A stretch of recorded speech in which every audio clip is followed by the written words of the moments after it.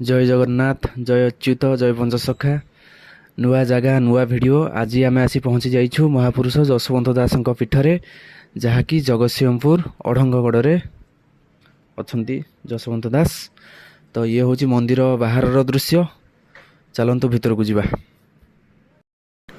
ମହାପୁରୁଷ ଯଶୋବନ୍ତ ଦାସ, ଯିଏକି ପଞ୍ଚସଖାଙ୍କ ମଧ୍ୟରୁ ଅନ୍ୟତମ। ଆଗମ୍ୟ ଭାବ ଜାଣେ ଯଶୋବନ୍ତ, ଗାର କଟା ମନ୍ତ୍ର ଜାଣେ ଅନନ୍ତ।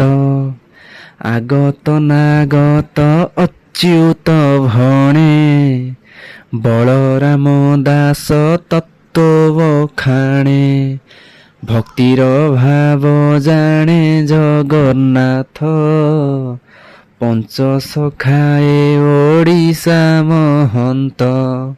ଆଜ୍ଞା, ପଞ୍ଚସଖା ହେଉଛନ୍ତି ଓଡ଼ିଶାର ମହନ୍ତ। ଏ ଓଡ଼ିଶା ଯଦି ଗୋଟେ ମଠ ହୁଏ, ସେ ମଠର ମହନ୍ତ ହେଉଛନ୍ତି ପଞ୍ଚସଖା, ମାନେ ଓଡ଼ିଶାର ମହନ୍ତ। ଓଡ଼ିଶାର ସବୁ କିଛି ହେଉଛନ୍ତି ପଞ୍ଚସଖା। ଜଗନ୍ନାଥଙ୍କ ବିନା ପଞ୍ଚସଖା ଅଧା, ପଞ୍ଚସଖାଙ୍କ ବିନା ଜଗନ୍ନାଥ ବି ଅଧା। ତେଣୁ ପଞ୍ଚସଖା ମାନେ ତ ବହୁତ କିଛି ପୁରାଣ ଶାସ୍ତ୍ର ଲେଖି ଯାଇଛନ୍ତି। ସେଥିମଧ୍ୟରୁ ଯଶୋବନ୍ତ ଦାସ ଅନ୍ୟତମ। ସେ ବି ବହୁତ ପୁରାଣ ଶାସ୍ତ୍ର ସବୁ କିଛି ଲେଖିଛନ୍ତି। ଆଉ ଯଶୋବନ୍ତ ଦାସ ଗୋଟେ ଲେଖିଛନ୍ତି ବ୍ରହ୍ମ ଏକାକ୍ଷର। ସେଇଠୁ ପଦେ ମୁଁ ଗାଉଛି।